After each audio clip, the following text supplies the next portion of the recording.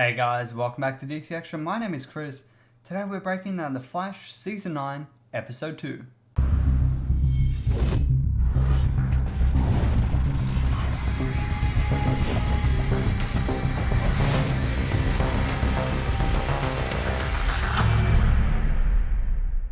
Before getting into this breakdown, as always, if you haven't seen it, make sure you do because there will be major spoilers ahead.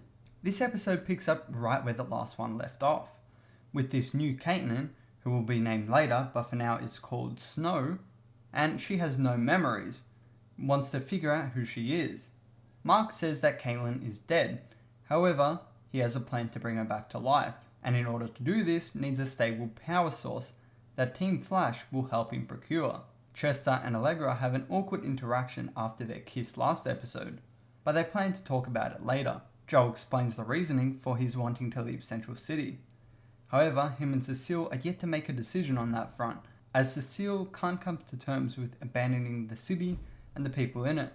Outside of a club called Krakatoa, Hartley Rathaway, aka Pied Piper, gets attacked by a new version of the Fiddler. He manages to get away, but not before getting hurt by the sound waves. Team Flash puts Snow into a machine they call the CRC. Not entirely sure what this stands for, but I'm assuming it stands for cryogenic something chamber, maybe regenerative chamber.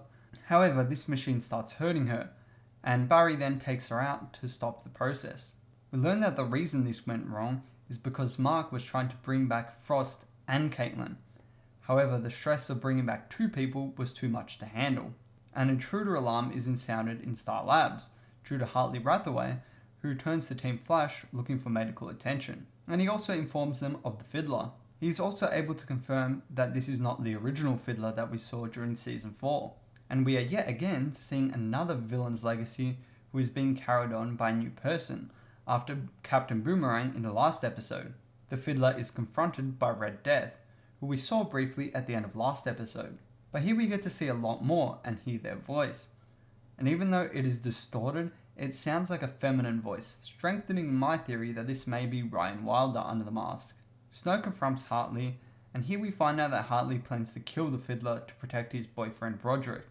After looking through Caitlin's father's research, Barry and Iris discover that it is only possible to bring back either Frost or Caitlin, but not both, meaning that the team has a tough decision ahead of them.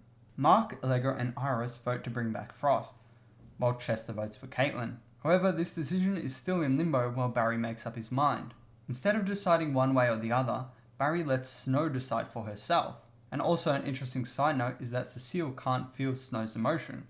There was no reason given, but I'm definitely interested to find out why. Back at the Krakatoa Club, Hartley goes to kill the Fiddler. However, before he gets there, she uses her violin on some bodyguards, which appear to kill them. And among these bodyguards was his boyfriend Roderick. However, we find out later that they are alive, only out of phase with reality. I say only like it's a normal thing, definitely not.